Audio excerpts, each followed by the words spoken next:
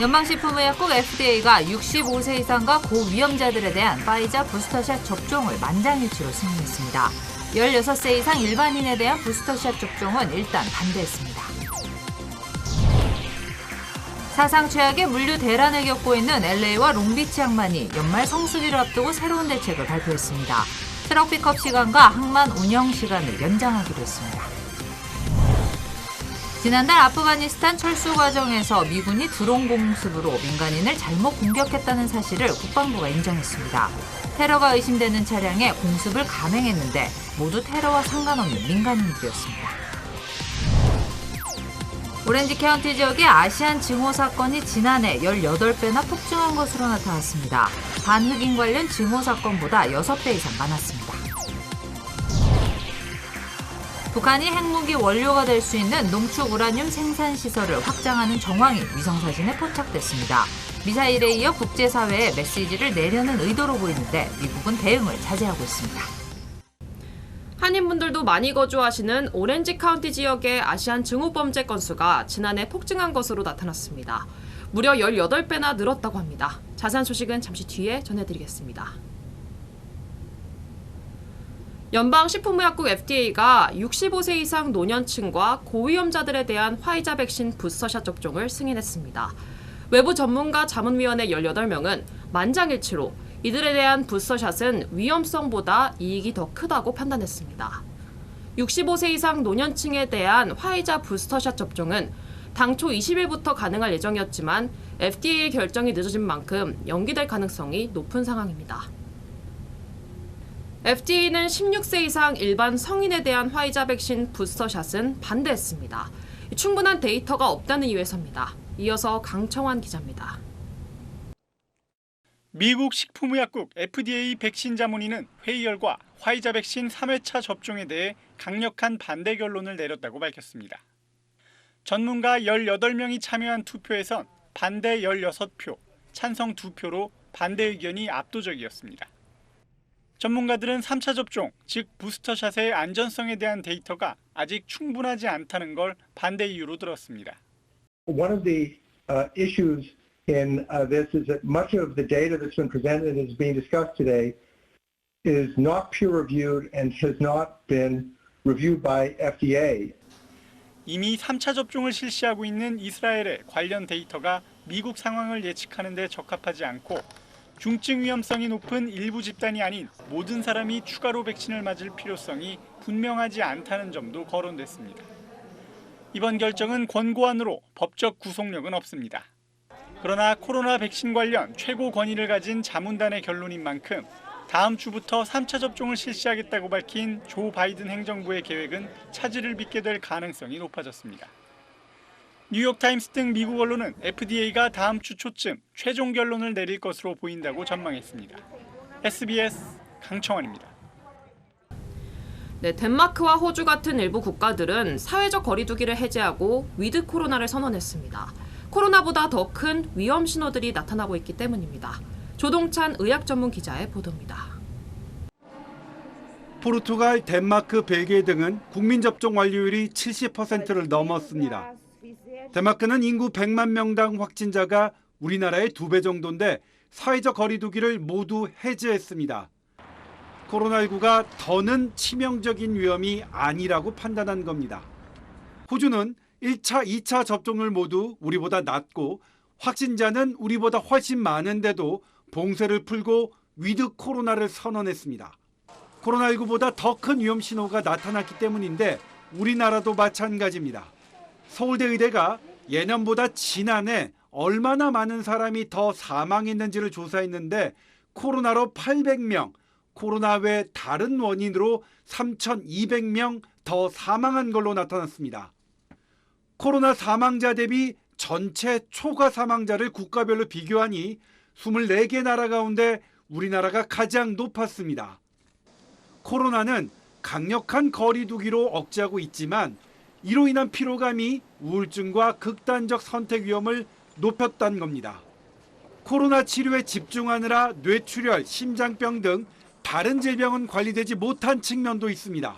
확진자 수를 줄이는 것과 함께 노인과 장애인의 건강에 돌봄 공백, 치료를 받지 못해서 사망하는 환자들, 이런 다양한 사회 경제적인 측면까지를 고려한 포괄적인 어떤 방역의 목표를 백신 접종으로 코로나 치명률이 많이 낮아진 만큼 경증 환자에 쓰는 의료 자원을 다른 질병, 중증 환자로 돌려야 합니다.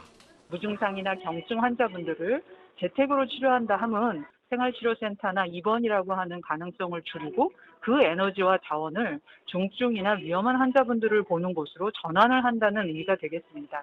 확진자 수에 맞춘 정부 발표와 대책을 위중증 환자 중심으로 바꾸는 것부터 코로나와의 공존을 시작할 수 있습니다. SBS 조동찬입니다. LA 카운티 내 실내 주점이나 와이너리 등에 입장하기 위해서는 앞으로 백신 접종 증명을 제출해야 합니다. LA 카운티 보건국은 예정대로 오늘 강화된 방역 지침을 발표했습니다.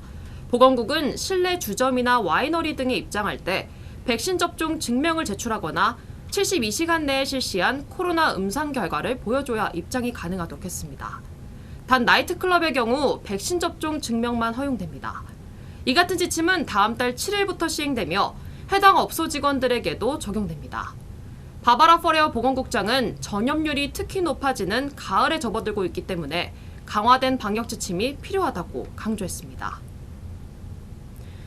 사상 최악의 물류 대란을 겪고 있는 LA와 롱비치 항만이 새로운 대책을 발표했습니다.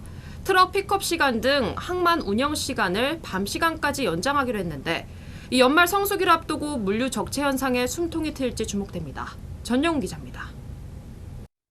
사상 최악의 물류 대란을 겪고 있는 LA와 롱비치 항만. 화물 컨테이너선의 입항 대기 시간이 일주일 이상 걸리는 등 심각한 적체 현상을 빚고 있습니다. LA와 롱비치 항만이 물류 적체를 해결하기 위해 항만 시설 연장 운영에 돌입하기로 했습니다. 트럭이 화물 컨테이너를 픽업하거나 반환하는 시간을 밤 늦게까지로 대폭 늘리기로 한 겁니다. 또 주말에도 항만터미널 개장 시간을 연장 운영하기로 했습니다. 터미널 운영사에도 연장 운영 시간을 활용할 경우 인센티브 혜택을 준다는 방침입니다. LA와 롱비치 항만 시설을 최대한 가동해 지난해부터 유례 없이 폭증한 물류량을 처리한다는 계획입니다. 이번 대응 조치는 백악관 물류문제 전담팀과 연방교통부와의 협력을 통해 이루어졌습니다. LA 롱비치항은 미국 전체 수입 물품의 3분의 1, 그리고 수출 컨테이너 화물의 30%를 담당하고 있습니다. 물동량이 크게 증가하는 연말 시즌을 앞두고 새로운 대응책이 효과를 거둘지 관심이 집중되고 있습니다. LA에서 SBS 전영웅입니다. 지난달 아프가니스탄 철수 과정에서 미군이 테러가 의심되는 차량에 공습을 감행했습니다. 10명이 숨졌는데 모두 테러와 상관없는 민간인들이었다는 조사 결과가 나왔습니다. 국방부는 오폭을 인정했습니다. 워싱턴에서 김윤수 특파원입니다. 지난달 29일 아프간 카불의 한 주택가에 정차돼 있던 차량에 미군의 드론 공격이 가해졌습니다. 이 공격으로 어른 3명에 아이 7명, 모두 10명이 숨졌습니다.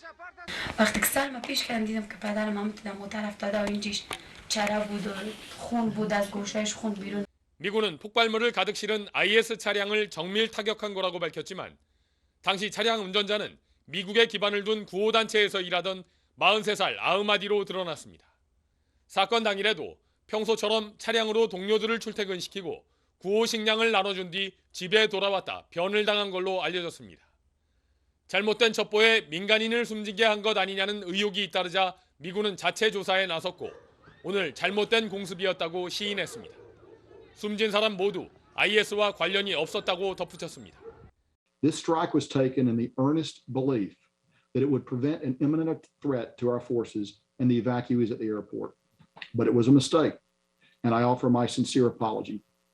예상 못한 대혼란과 테러, 여기에 미군 잘못으로 애꿎은 민간인들까지 숨진 것으로 드러나면서 바이든 대통령의 아프간 철수 작전은 총체적인 실패였다는 비판이 커지고 있습니다.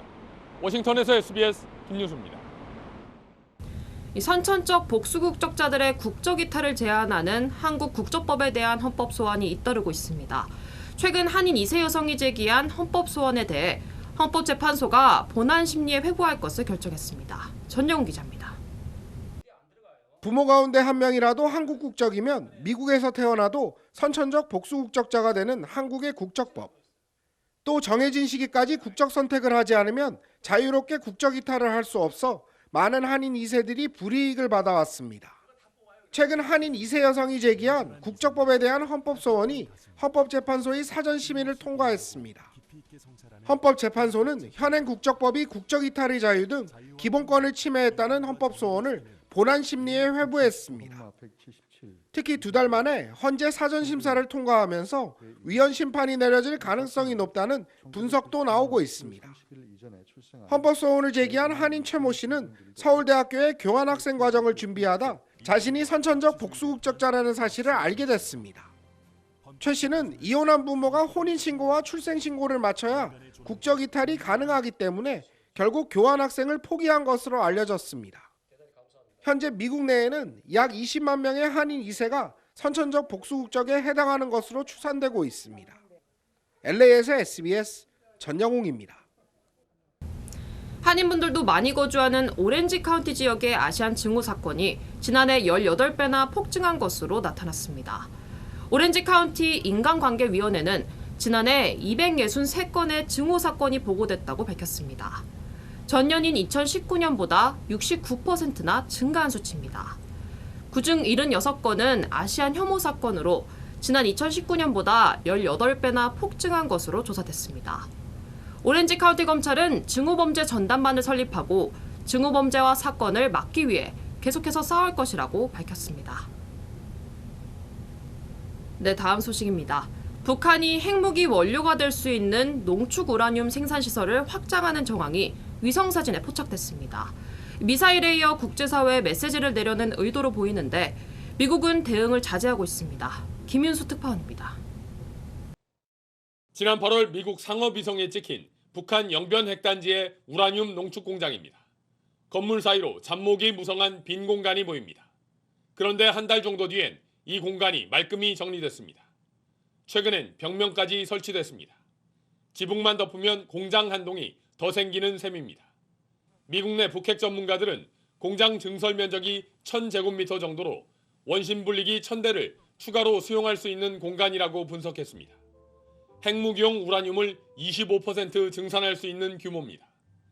이와 별도로 미국의 북한 전문 매체 38로스는 최근 영변 우라늄 농축 공장에서 옥상에 있던 냉각 장치가 제거됐다고 보도했습니다. 냉각 시스템을 개선해 가동이 중단됐던 공장을 재가동하려는 징후로 읽힐 수 있습니다. 이런 영변 핵단지의 이딴 변화 움직임이 서로 무관치 않다는 분석이 나옵니다. 영변보다 더 큰 시설이 딴 데 있다고 지금 보고 있거든요. 거기다 확장해도 되는데 굳이 늘 주시하는 데다 이런다는 것은 정치적인 일종의 제스처를 보이는 거죠. 연이은 북한의 군사적인 움직임에도 미국은 최대한 대응을 자제하는 분위기입니다. 아프간 철수 실패로 비롯된 외교 위기 상황에 북한으로까지 전선을 확대하지는 않으려는 의도라는 분석도 나오고 있습니다. 워싱턴에서 SBS 김유수입니다. 산업 현장에서 안전사고는 안타깝게도 빈번히 발생합니다. 이런 위험한 작업을 인간이 대신해 다양한 기능을 갖춘 로봇들이 투입되고 있습니다. 김정우 기자입니다.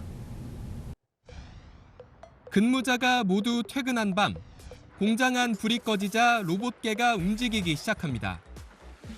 네 다리로 움직이면서 구석구석을 살피고 불이 켜진 곳은 없는지 출입구가 제대로 닫혔는지 확인합니다. 계단도 자유자재로 오릅니다.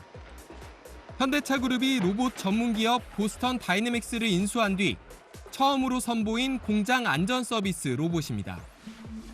이미 지난해 북미 지역에 수백 대가 판매돼 다양한 산업 현장에서 활용되고 있는데 우리나라에선 기아 광명 공장에서 시범 운영을 시작했습니다. 로봇개는 빛으로 주변 물체와 거리를 가늠하거나 열화상 카메라, 다양한 센서로 고온 위험과 외부인 무단 침입을 감지합니다. 로봇의 시선으로 현장 상황을 실시간으로 확인할 수 있어 외부에서도 모니터링이 가능합니다. 한층 발달된 부분은 인공지능 기반 소프트웨어를 결합해 로봇의 자율성이 강화됐다는 겁니다. 인공지능 기반 내비게이션을 이용해 정해진 순찰 영역을 스스로 이동할 수 있습니다. 그 서비스 영역에서 어떤 루트를 가야 되는지 스스로 알게 되고요.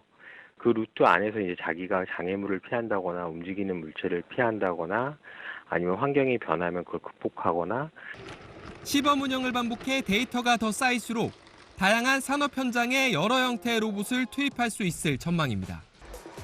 SBS 김정우입니다. 일본에서는 스가 총리의 후임을 결정하는 집권 자민당 총재 선거 대진표가 확정됐습니다.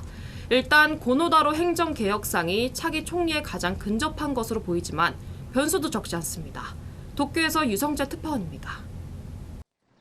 포스트 스가를 선출하는 자민당 총재 선거는 오는 29일에 치러집니다. 소속 국회의원 383표와 같은 수로 배정된 당원 투표의 합산으로 치러지는데 1차에서 과반 득표자가 없을 경우 1, 2위가 결선 투표를 하게 됩니다. 후보는 모두 4명입니다. 외무상과 방위상을 거쳐 지금은 백신 정책 담당인 고노 장관은 현재 여론 선호도에서 1위를 달리고 있습니다. 今回の総裁選挙は国民からの支持というのが最大の争点になるのではないかと思っております。 뒤를 쫓는 기시다 전 정조회장은 우리나라에는 지난 2015년 한일 위안부 합의로 알려져 있습니다. 당내 개혁과 코로나 경제 정책을 내세웠지만 당원들의 지지 기반에서 약점을 안고 있습니다. 自民党の信頼回復、すなわち自民党の改革であると思っています。 여기에 아베 전 총리가 지지를 표명한 다카이치 전 총무상과 복지 정책을 들고 나온 노다 간사장 대행은 여성 후보입니다. 만약 1위를 달리고 있는 고노 장관이 1차 투표에서 과반 득표에 실패하면 결선에서 보수연합에 역전패당할 가능성도 남아 있습니다. 또 주요 당내 파벌들이 지난해와 달리 자율투표 방침을 굳힌 것도 변수입니다. 이번 총재 선거 승자는 다음 달 초 임시국회에서 일본의 제100대 총리로 지명됩니다. 새 총리는 일단 코로나 대응과 경제 회복에 매달려야 해 당분간 한일 관계에 극적인 변화가 생길 가능성은 높지 않다는 분석이 나옵니다. 도쿄에서 SBS 유성재입니다. 애틀랜타 귀넷 카운티의 첫 아시안 한인 시의원인 윤미 햄튼 의원이 공식 활동을 시작했습니다. 그 외 각 지역 한인사회 소식을 이원정 기자가 정리했습니다. 오는 20일 월요일 오전 9시 한인회관에서 무료 코로나 백신을 접종합니다. 한인회는 백신 종류는 파이자이며 백신 접종을 원하는 한인은 신분증을 소지하고 12세에서 15세 청소년들은 보호자 동반이 필요하다고 밝혔습니다. 엔시노 지역에서 한인이 운영하는 한의원 등 업체 3곳이 연쇄 절도를 당했습니다. LA 경찰국은 어제 새벽 3시쯤 남성 1명이 엔시노 지역 벤츄라 블루버드 인근 몰에 있는 엔시노 침술 허브센터와 리시브드 뷰티 그리고 샤론 앤 스파 등의 유리창을 부수고 현금 등을 훔쳐 달아났다고 밝혔습니다. 경찰은 감시 카메라에 찍힌 용의자의 모습 등을 토대로 수사를 진행 중입니다. 대한항공은 최근 영국 항공, 철도, 크루즈업계 전문지인 온보드 호스피탈리티 어워즈에서 올해 최고 기내 서비스 컨셉 부문에서 은메달을 수상했습니다. 이번 수상은 대한항공이 코로나 상황에서도 더욱 안전한 항공 운송 서비스 제공으로 차별화된 고객 경험을 제공하는 동시에 코로나 시기 동안 혁신적인 정보기술 서비스 개발에서부터 차세대 신형기 도입 준비 등 한 발 앞선 노력이 높게 평가됐기 때문입니다. 네바다주 하이웨이에서 40대 한인이 차에서 내리다 대형 트럭에 치여 사망했습니다. 네바다주 하이웨이 순찰대는 지난 4일 밤 8시 반쯤 김모 씨가 갓길에서 뒤집힌 차량에서 나오다 대형 트럭에 치여 현장에서 사망했다고 밝혔습니다. 귀네 카운티의 첫 아시안이자 한국계 시의원인 윤미 햄튼 의원이 리벌 시위에서 취임 선서식을 가지고 공식 활동을 시작했습니다. 햄튼 시의원은 오는 2023년 12월까지 린제이 보이트 시의원의 남은 임기를 수행하게 됩니다. 위헌 소지가 있다는 지적까지 받으며 논란이 되고 있는 언론중재법 개정안에 대해 국가인권위원회가 공식 의견을 냈습니다. 헌법이 보장하는 언론의 자유를 개정안이 위축시킬 우려가 있다고 발표했습니다. 민주당은 그래도 독소 조항 일부를 손봤다며 오는 27일 본회의 처리를 예고하고 있습니다. 김민정 기자입니다. 언론중재법 개정안의 핵심은 징벌적 손해배상제입니다. 언론사의 고의 중대과실로 인한 허위 조작 보도로 손해를 입히면 손해액의 최대 5배까지 배상하도록 하는 내용입니다. 보복적으로 허위 조작 보도를 하거나 기사 내용과 다른 제목, 사진을 달면 고의 중대과실로 간주한다는 건데 인권위는 이 핵심 개념들이 너무 모호하다고 직격했습니다. 객관적 사실을 바탕으로 검증을 거친 기사에서 결과적으로 일부 오류가 나왔을 때 어디까지를 허위로 봐야 하냐는 겁니다. 제목과 사진이 내용과 얼마나 달라야 고의 또는 중대과실로 판단할 건지 알 수 없다고 했습니다. 이런 모호함 때문에 부패와 비리를 폭로하는 탐사보도 등까지 위축될 수 있다며 인권위는 허위 조작보도 개념을 더 구체화하고 고의 중대한 과실을 추정하는 조항은 아예 빼야 한다고 권고했습니다. UN 등 국제사회에 이어 인권위까지 우려를 표하자 여당도 일부 독소 조항을 추가로 수정하겠다며 한 발 더 물러났습니다. 먼저 허위 조작 보도의 정의를 삭제하고 피해 입증 책임을 언론사에 떠넘긴 고의 중과실 추정도 삭제하기로 했습니다. 우리 이준석 대표님 말씀처럼 고의 중과실 추정 조항은 제가 삭제를 하려고 합니다. 기사 열람 차단도 사생활을 침해하는 경우에만 적용하는 걸로 수정 제안했습니다. 하지만 야당은 독소 조항 전체를 삭제해야 한다며 맞서고 있어 민주당이 오는 27일로 예고한 국회 본회의 처리까지 진통이 계속될 걸로 보입니다. SBS 김민정입니다. 카카오가 비판을 받아왔던 일부 사업에서 철수하고 사회적 책임도 다하겠다고 밝혔지만 회사 주가는 연일 떨어지고 있습니다. 이성훈 기자가 취재했습니다. 김범수 카카오 의장의 개인 회사인 K큐브홀딩스는 카카오의 2대 주주로 사실상 카카오 그룹을 지배하는 위치에 있습니다. K큐브홀딩스가 카카오 주식을 담보로 받은 대출액만 1,950억 원.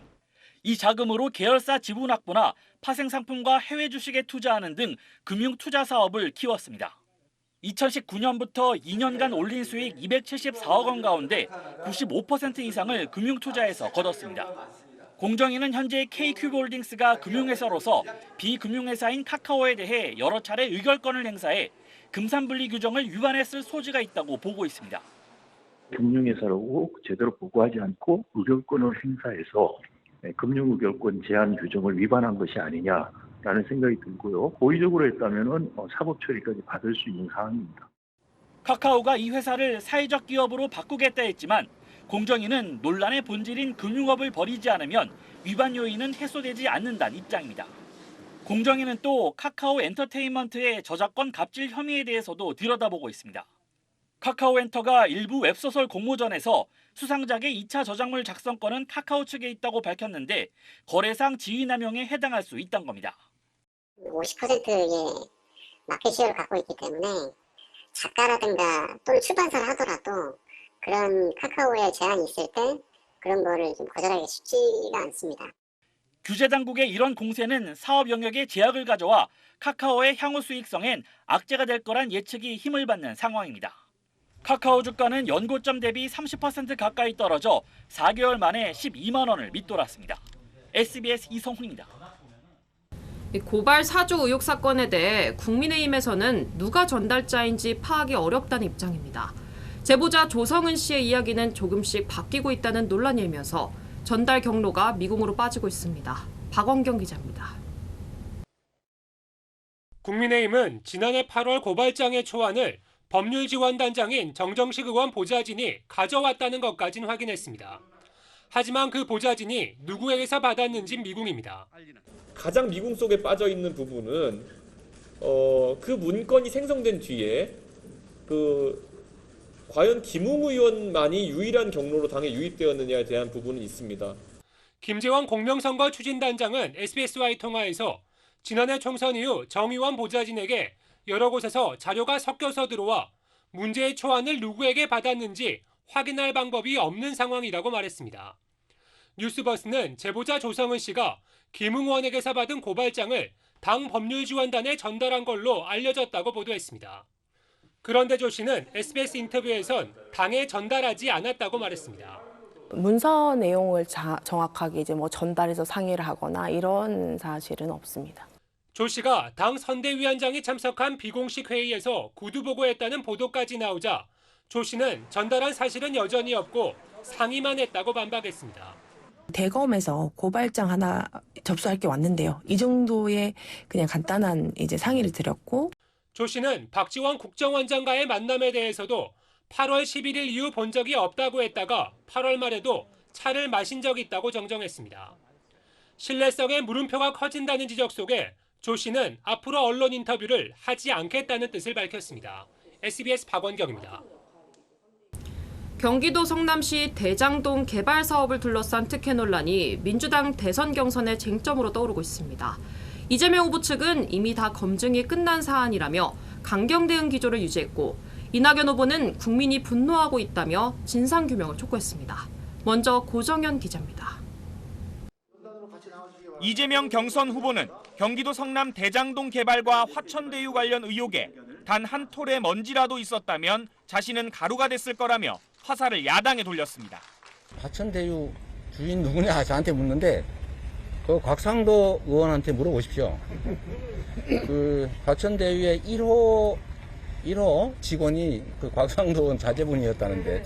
캠프 관계자들도 대장동 개발이 시작된 이명박, 박근혜 정부 시절엔 이 후보가 눈엣 가시였던 만큼 과거의 검증은 이미 끝났고 이 지사 대법원 판결에 무죄 의견을 냈던 권순일 대법관이 화천대유 고문으로 일한 건 화천대유 소유주 김모 씨와의 인연 때문이라고 말했습니다. 이재명 후보가 언급한 국민의힘 곽상도 의원은 자신의 아들은 월급 250만 원을 받고 일을 했을 뿐이라며 대장동 개발의 주인은 이재명 후보라고 맞받았습니다. 이낙연 후보는 국민이 분노하고 있다며 철저한 조사를 강조했습니다. 국민들의 걱정을 빨리 해소해 드리도록 진실규명이 빨리 이루어져야 한다고 생각합니다. 다만 캠프 관계자는 진상규명 필요성을 언급한 것일 뿐 특정 후보에 대한 네거티브는 아니라고 해명했습니다.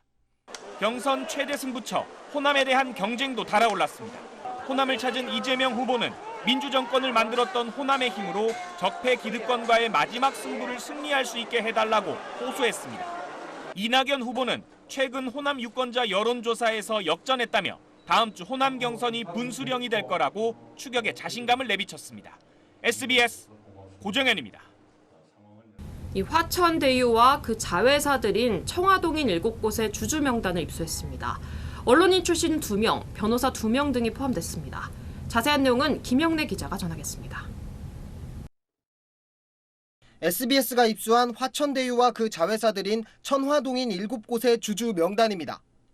특이한 두 회사 이름은 중국 고전 주역에 나오는데 하늘의 도움으로 천하를 얻는다. 마음먹은 일을 성취할 수 있다는 뜻입니다. 이미 알려진 화천대유 소유주인 언론인 출신 김모 씨 외에 변호사 2명의 이름이 각각 천화동인 4호와 6호의 대주주로 돼 있습니다. 이들은 화천대유 상임고문을 지낸 박영수 전 특별검사와 한때 같은 법무법인에 근무한 걸로 알려졌는데 거의 그냥 정만 드시면 안 드십니다. 박 전 특검은 이들의 주식 보유 여부도 처음 알았다며 연관성을 부인했습니다. 5호의 대주주는 회계사 정모 씨고 7호는 화천대유 소유주 김 씨와 같은 언론사에서 일했던 배모 씨와 가족이 지분 100%를 소유하고 있습니다. 나머지 2명은 김 씨와 어떤 관계인지 명확하지 않습니다. 이들은 어떻게 투자에 참여했을까? 김 씨는 SBS와 전화통화에서 화천대유는 자신의 것이라며 다른 투자자들은 자신과 인연이 있는 사람들이라고 말했습니다. 논란이 된 고액 배당금과 관련해선 공영개발 이전에 자신이 투자한 돈만 70억 원이 넘는다며 부동산 가격이 올라 수익이 많아진 것일 뿐이라고 반박했습니다. 이어 특혜 의혹에 대해선 오히려 이재명 경기지사가 공영개발을 추진해 민간의 이득을 빼앗아간 것이라고 항변했습니다. 이 지사는 의혹 일체를 부인하며 수사를 자처한 상황. 김 씨의 말이 사실인지 그리고 이 투자자들의 역할은 뭔지 입장을 들어보려 했지만 투자자 모두 연락이 닿지 않았습니다. 언론인 배 씨는 김 씨를 통해 화천대유 지분을 받았으며 회사에 부담이 될 수 있어 최근 사표를 제출했다고 해당 언론사가 밝혔습니다. SBS 김영래입니다.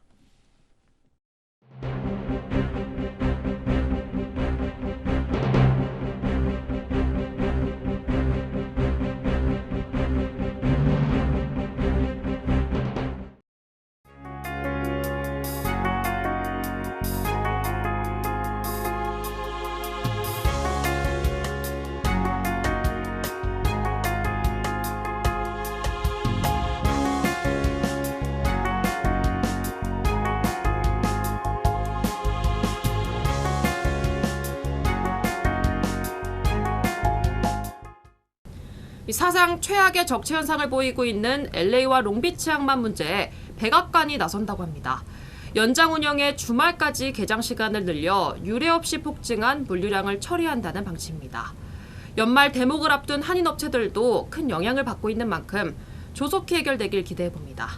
안전하고 즐거운 주말 보내시기 바랍니다. 이브뉴스 마치겠습니다. 고맙습니다.